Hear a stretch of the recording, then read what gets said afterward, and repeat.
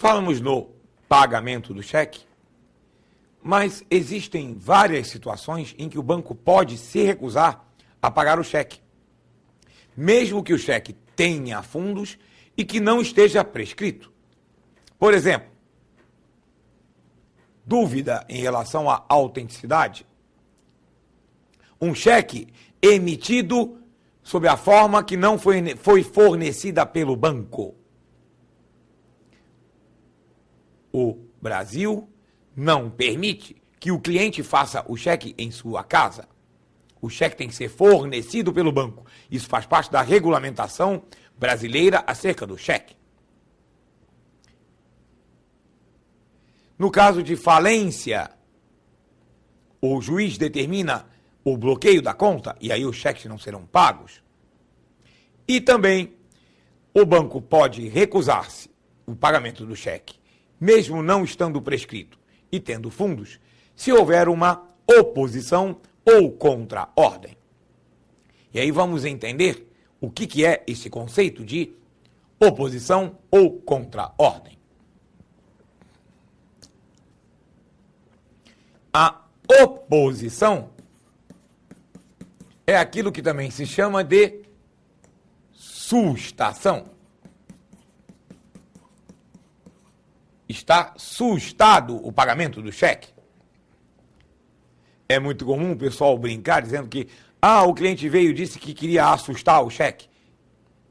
Assustado fico eu quando escuto isso. Você vai sustar o cheque, você vai opor-se ao pagamento daquele cheque. Já a contra-ordem significa a revogação. O cancelamento da ordem anteriormente dada. A oposição, como ela é um impedimento ao cumprimento da ordem, a oposição pode ser dada não só pelo emitente, mas também pelo portador legitimado.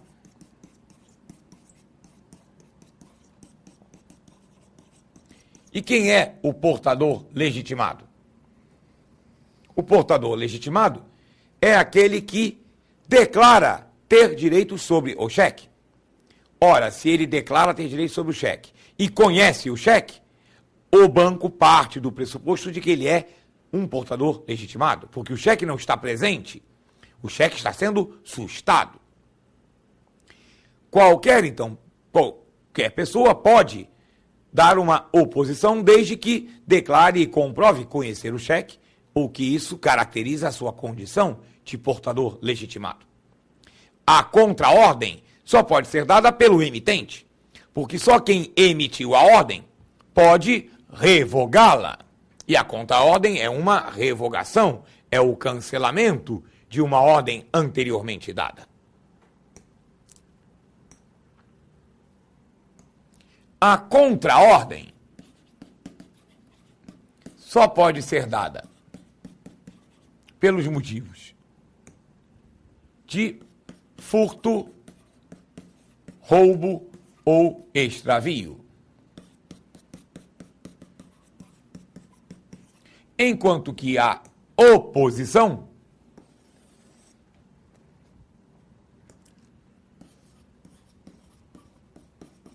pode ser dada alegando qualquer relevante razão de direito.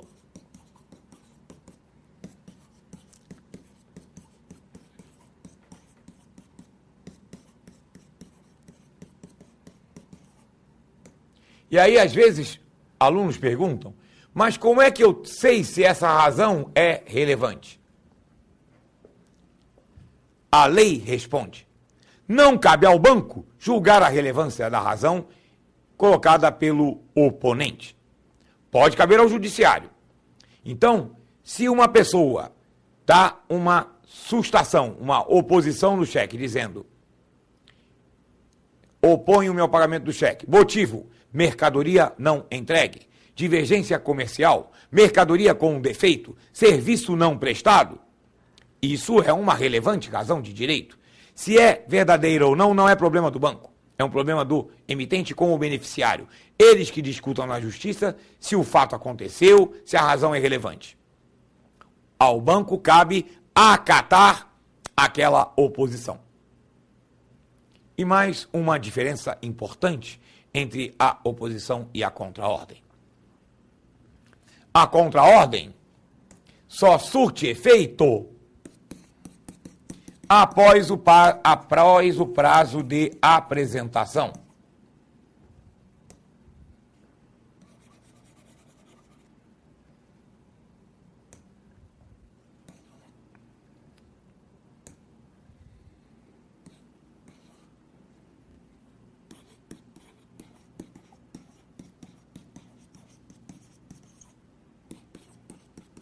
Enquanto que a oposição surte efeito imediato. Pode ser dada a qualquer momento.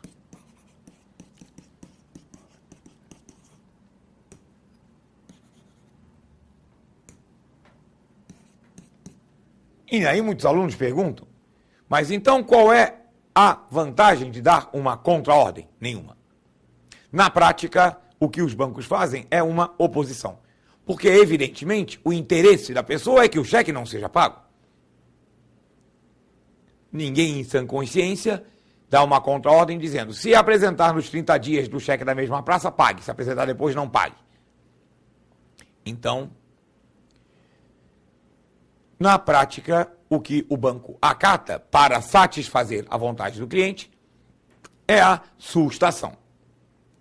Aqui, entre nós, do ponto de vista da prática, da maneira como foi a lei redigida, a contraordem virou uma ficção jurídica, porque não tem aplicabilidade. Mas do ponto de vista de pergunta e de prova, ela pode ser pedida.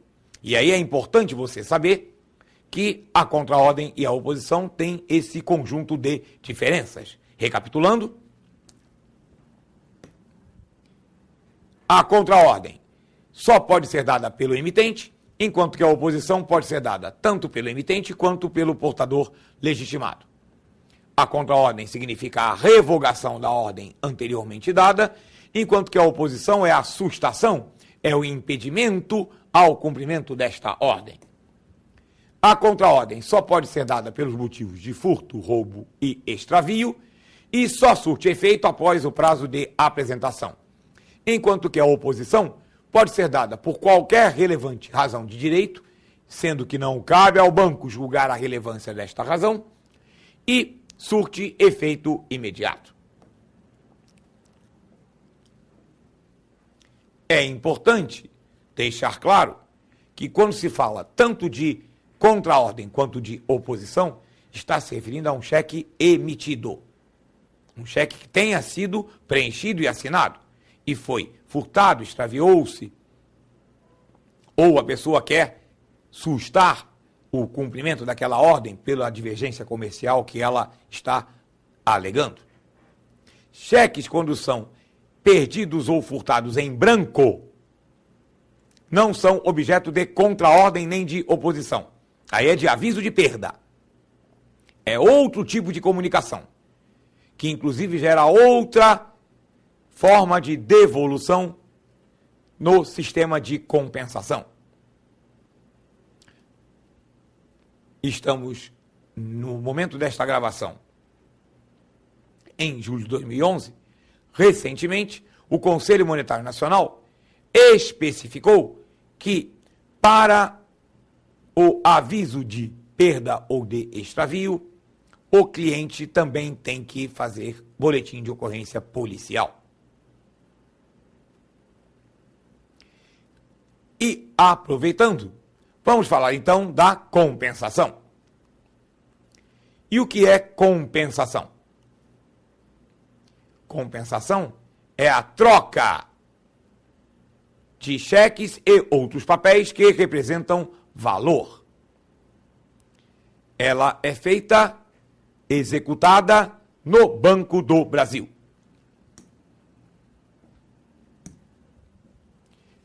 O executante da compensação é o Banco do Brasil.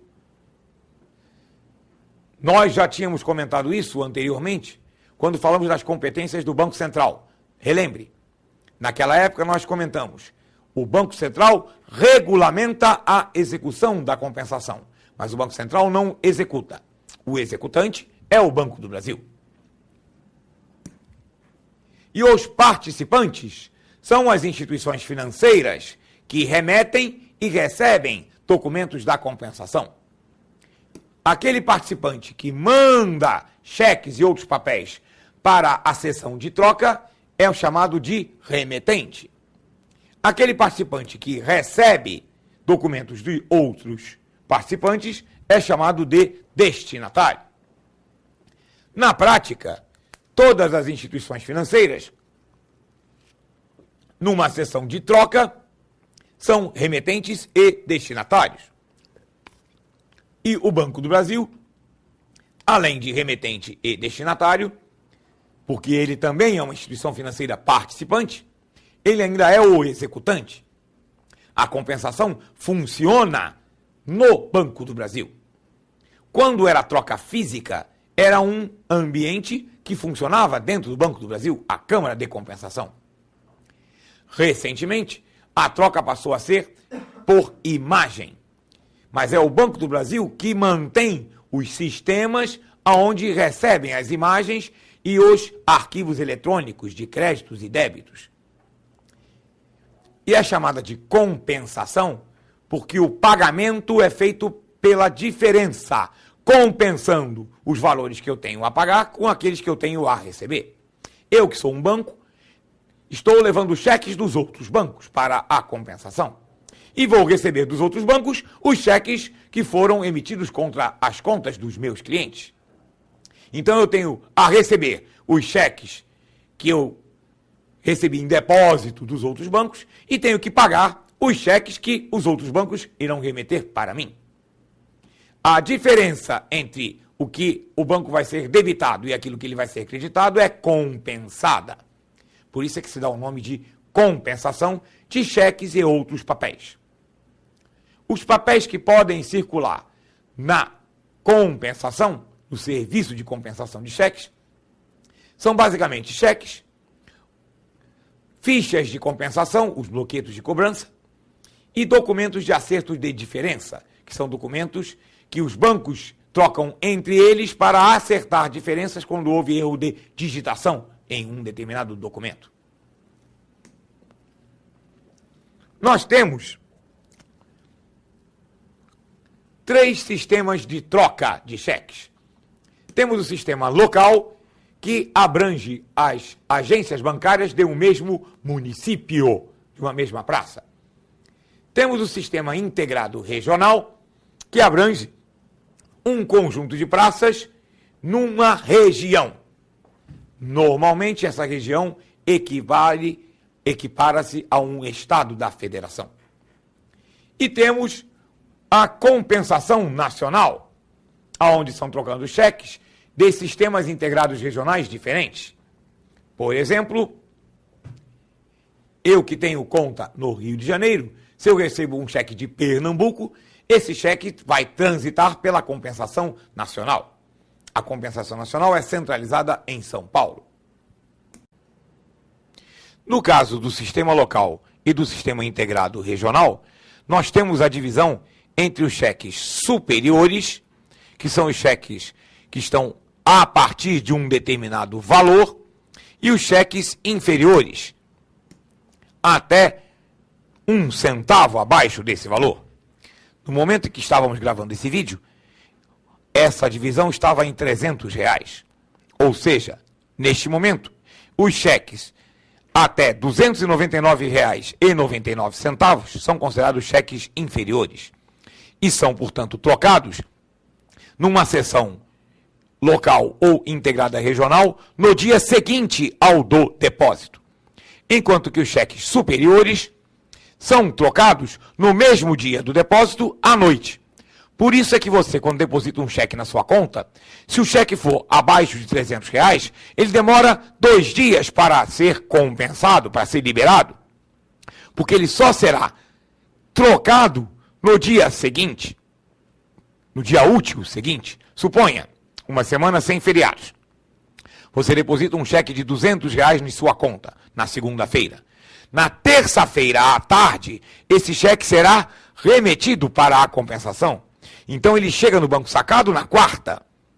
Se ele tiver fundo, será pago. Quarta à noite estará liberado em sua conta. Se ele não tiver fundo, será devolvido. Quarta à noite, o depósito será estornado de sua conta, porque ele só foi trocado no dia seguinte. Entretanto, se o cheque é de R$ 400, superior ao limite de cheques superiores, esse cheque depositado na segunda será trocado na própria segunda. Chegará no banco sacado na terça. Se tiver fundo, será pago. Se não, será devolvido. Na quarta-feira, logo pela manhã, o favorecido saberá se o cheque foi liberado ou se foi estornado.